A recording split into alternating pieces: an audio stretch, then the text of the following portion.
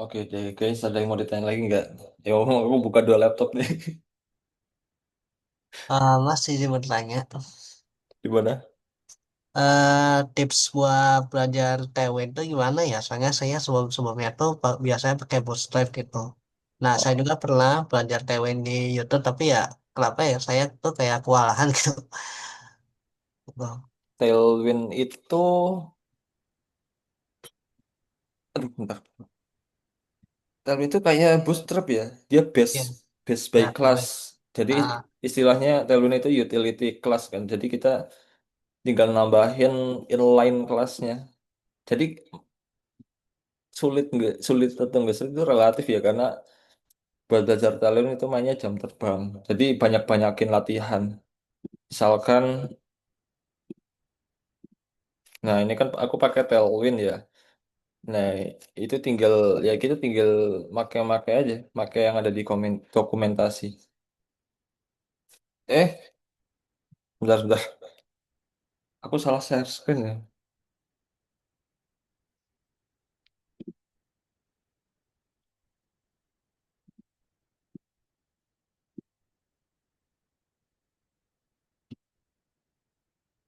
Nah, sini.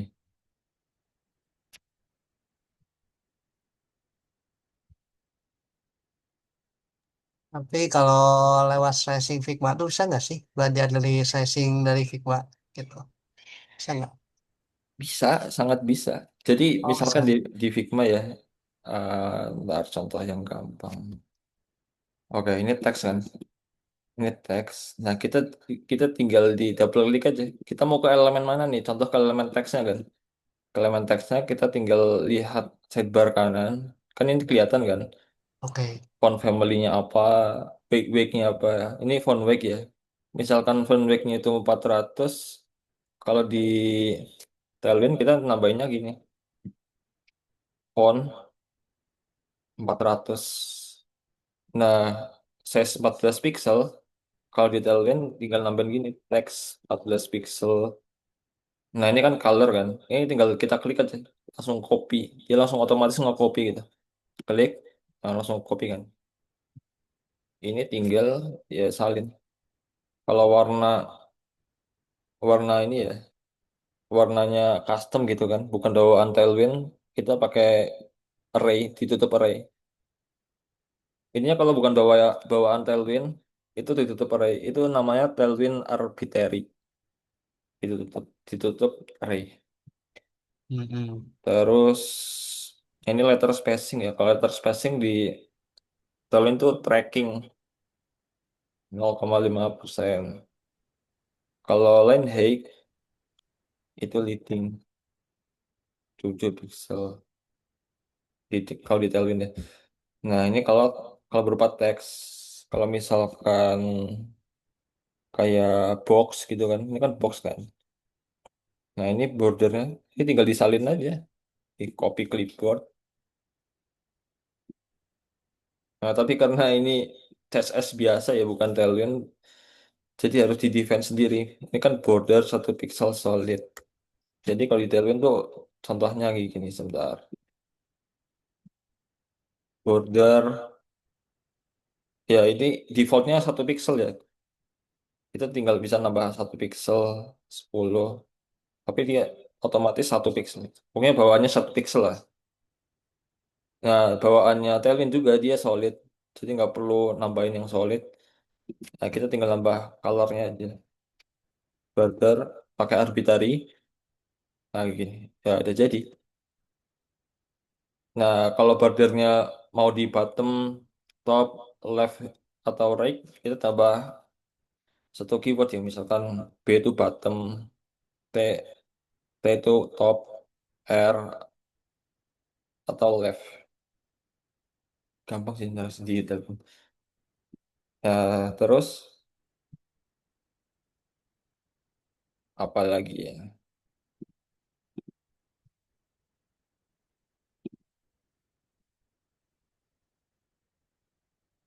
Nah, kalau ini terus ini padding.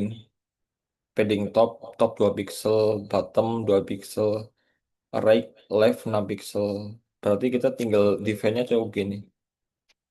PY 2 pixel, PX 6 pixel. Jadi PY itu sumbu Y ya, atas sama bawah, top sama bottom.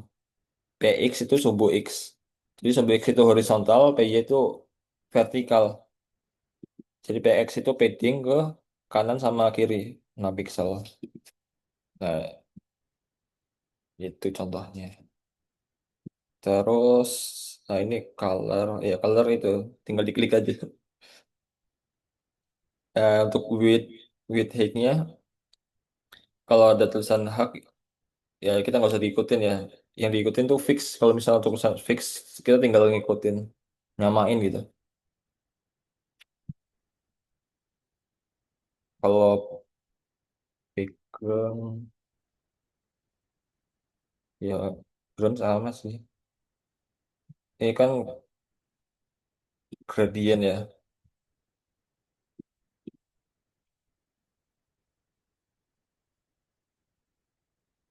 Nah, kalau di Tailwind misalnya nambah background, kita cukup BG, misalnya warna red dengan nilainya 500. Intinya makin tinggi makin gelap lah. Nah, kalau linear gradient, kita bisa nambahinnya pakai arbitrary.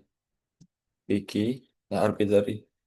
Nah, tapi syaratnya, kalau ada spasi gini, diganti sama underscore.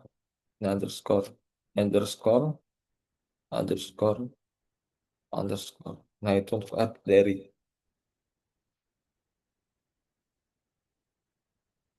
Gitu.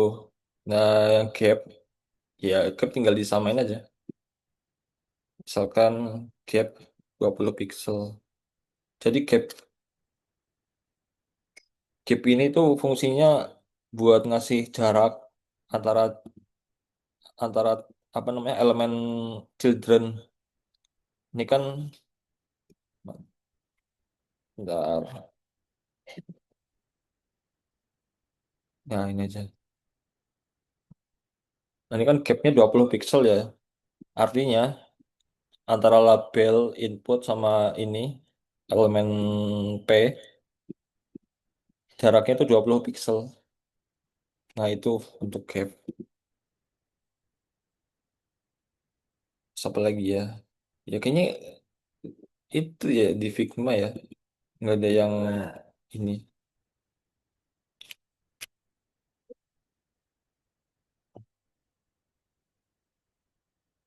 Terus sebentar.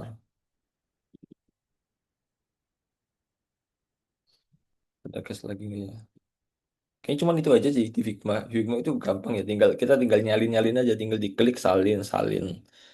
Tinggal disesuaikan. Kalau detailin itu memang dokumentasinya agak agak puyengin ya. Ya benar, Dokumentasinya tuh agak puyengin. Dia tuh nggak terstruktur gitu kan. benar. Padahal kalau dia pelajarin gampang. Cuman karena orang tuh kejebaknya di sini. Ini mulai dari mana gitu kan. Nggak jelas banget dokumentasinya. Ya kadang saya juga bingung gitu di dokumentasi. Dan aku juga bener bingung ya di sini ya. Makanya aku mending mending latihan-latihan aja lah. Karena tuh nggak semuanya kelas itu sering dipakai ya. Cuman kelas-kelas tertentu aja yang sering dipakai. Kalau menurutku mending ini ya yang sering dipakai ini ya layout tuh kalau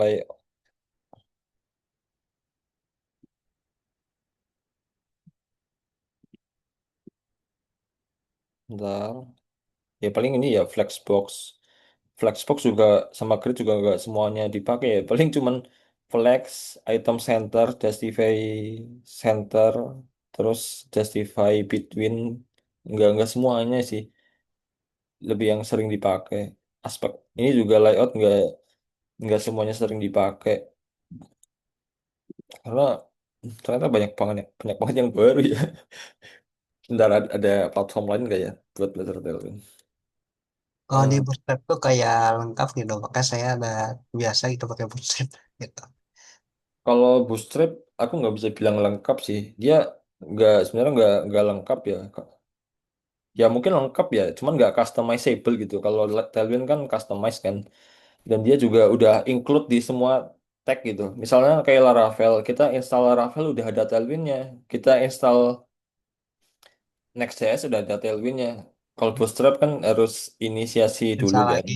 Iya, Nah, iya emang. Tapi kalau dilihat mudahnya emang gampang Bootstrap sih. Tapi kalau untuk jangka panjang ya, untuk jangka panjang itu bagus Tailwind.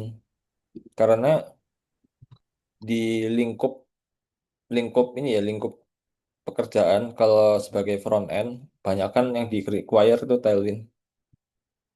Ya cuma nggak harus ngapalin sih, aku juga gak hafal ya.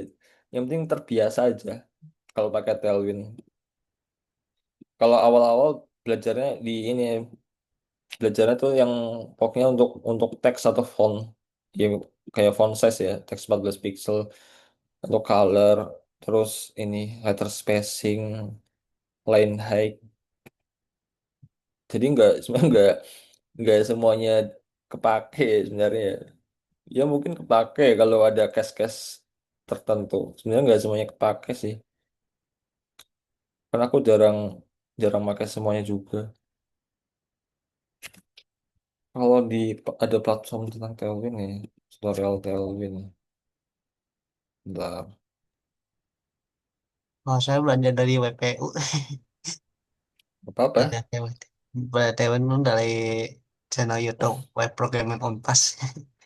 Belajarnya dari, ya bagus, dari banyak referensi. Kalau misalnya dari WPU, kalau ada lagi yang lain,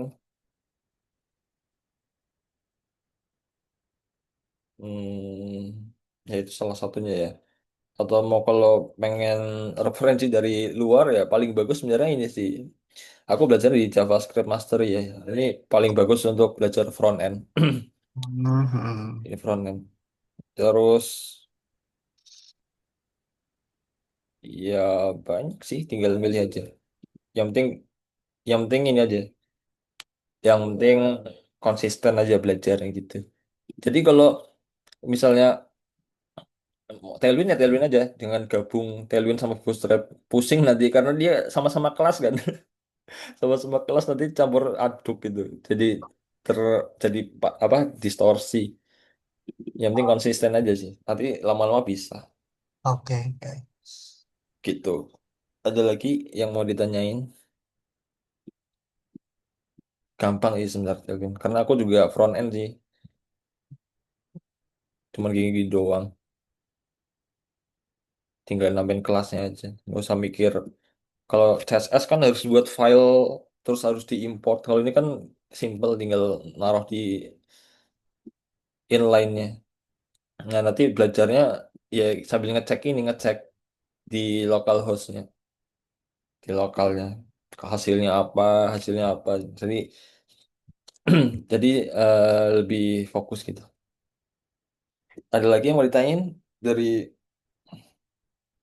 masnya atau mungkin dari yang lain?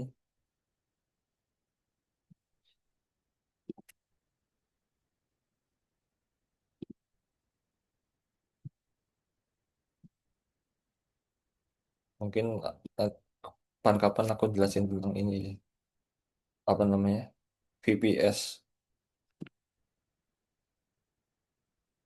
Ya kalau pakai VPS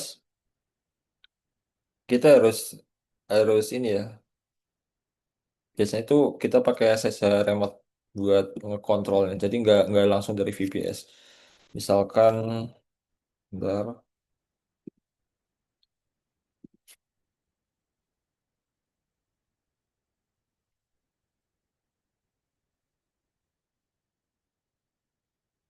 aku lupa portnya apa ya.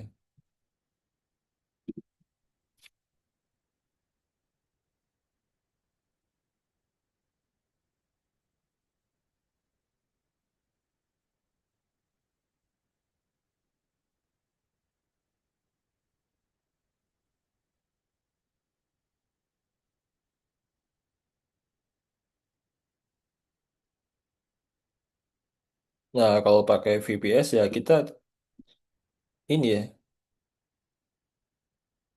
kita tuh full control lewat terminal.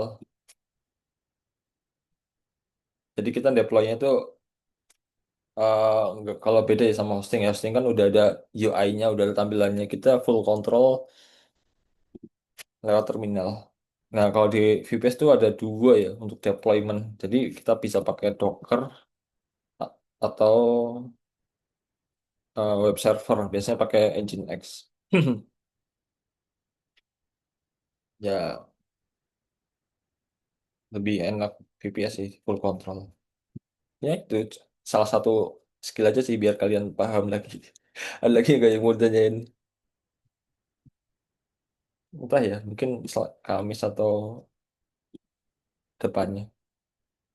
Jadi nanti secara nggak langsung kalian tak ngajarin tentang Docker juga ya, dikit-dikit. Ada lagi guys yang mau ditanyain? Oke deh, kayaknya udah pada nggak ada pertanyaannya. Sebentar, aku wait wait.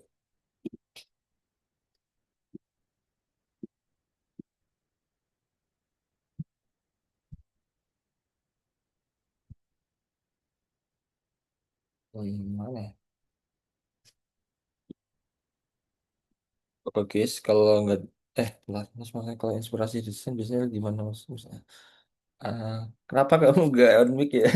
Aku baru ngeh. Oh, masih 2 menit ya cari inspirasi dan inspirasi. Kalau untuk cari desain itu biasanya ke dribble ya, ke dribble.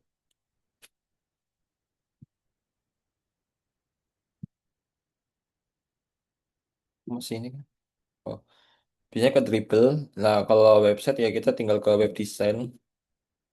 Nah, kita tinggal cari inspirasi di sini. Misalkan tentang e-commerce kan, tentang e-commerce. Ya, kalau kita memposisikan kita sebagai UI UX designer ya kita tinggal nyontoh aja, nyontoh terus di custom. Nah, kalau kita memposisikan sebagai developer ya kita tinggal nyontek aja desainnya. Nah, tinggal nyesuaiin stylingnya. Nah, ini kalau di Dribble. Kalau di platform lain bisa ke Behance. Ini sama kayak Dribble. Ya buat show off portofolio. Kalau di Behance itu ya ada di dalam ya UX.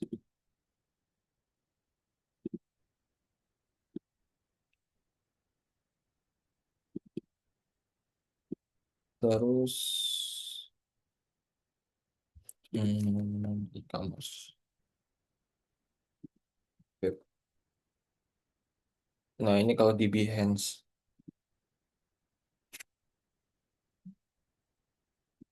Kalau di Behance ya sebagai referensi. Terus kalau mau i- sekalian yang ada asetnya ya, aku biasanya download di sini sih. Ini punyanya BWA, Build with Angga. Nah, ini gratis. Ya tinggal di-download aja sih. Sign in dulu, sign in nanti gratis. Jadi udah dapat file Figma-nya, nanti otomatis bakal ngebuka Figma ya kayak gini. Nah, tinggal di contoh, tinggal di apa? Di slicing gitu. Ini sign naked, udah lengkap sih. Yang free juga. Ini yang free ya. Atau dari front end mentor, ya ini ada yang gratis ada yang bayar. Explore.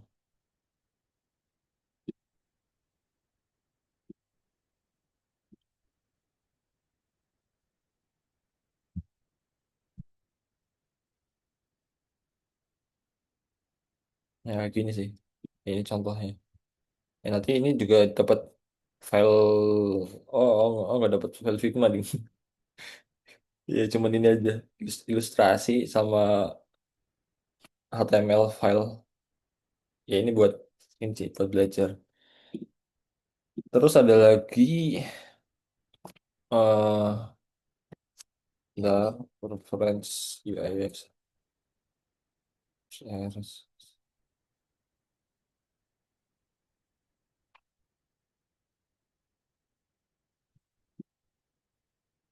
di awards ya. Tapi ini desain yang terlalu advance semua. Tapi kalau mau ya gak apa-apa. Di awards. Terus,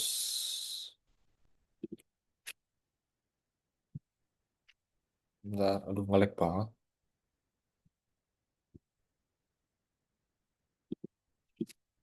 Sama ini.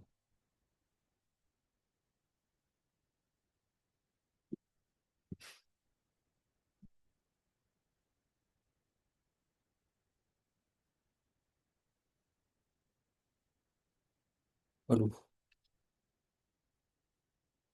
ngelek-ngelek. Kelvin Plus.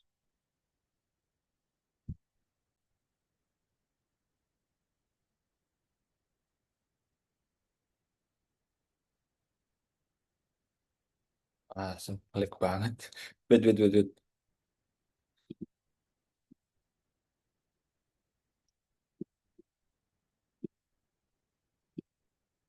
Ada, ada, ada juga di ini ya. Di Tailwind. Ini ada yang gratis sih. Di UI Kit kalau nggak salah. Hmm, templates.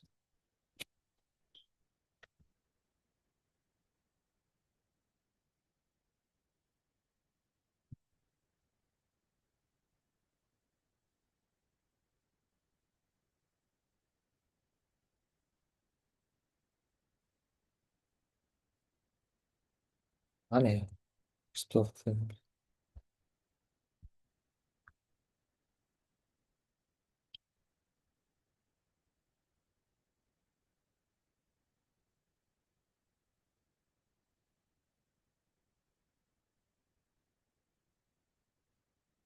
Ya ini juga bisa dijadiin referensi sih. Buat nyontek itu. Harusnya ada yang gratis sih. Ada yang gratis pokoknya. Nah itu bisa dicari aja di sini pokoknya. Aku lupa ya di mana ya. Ini kayaknya.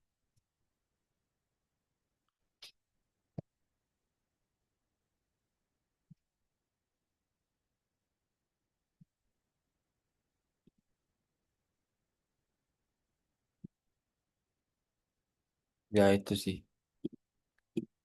Ya paling itu ya. Paling yang paling bagus cara ini sih triple sama Behance tadi. Gue nyari referensi desain.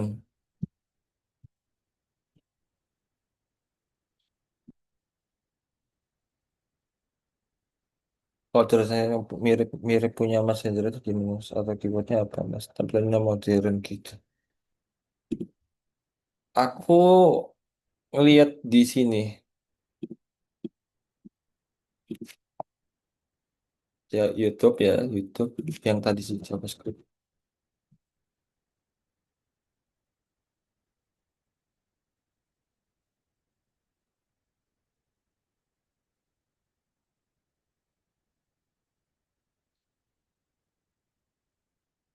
Bentar.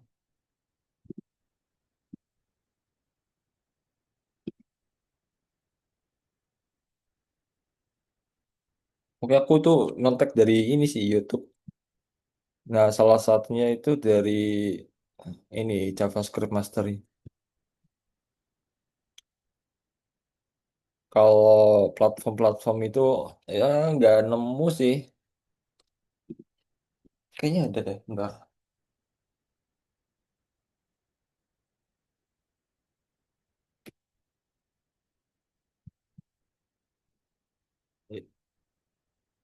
Banyak ya. Aku tuh nyari referensi di YouTube. Kalau di platformnya itu portfolio.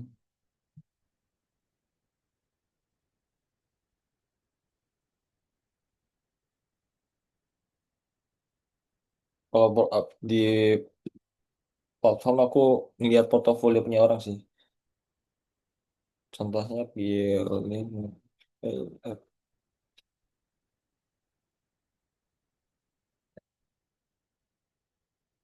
Nah ini juga, ini bisa jadi referensi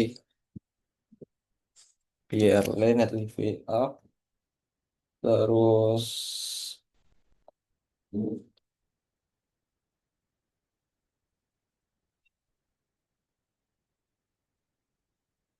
bentar, aku tuh nyimpen-nyimpennya di Windows.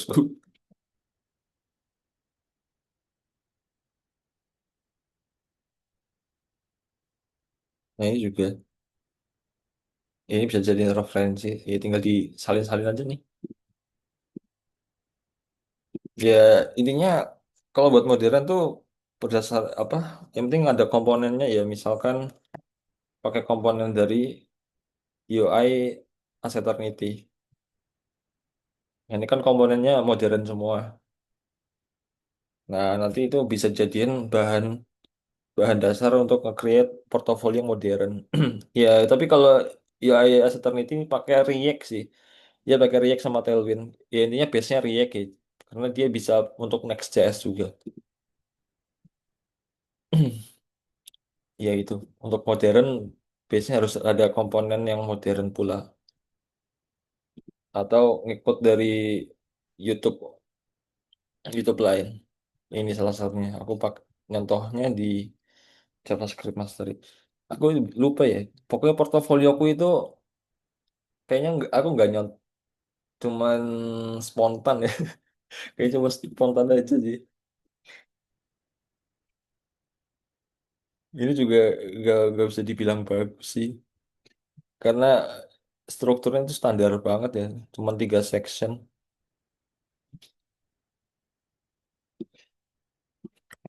Ya itu guys. Gimana Mas Bando, ada yang mau ditanyain lagi?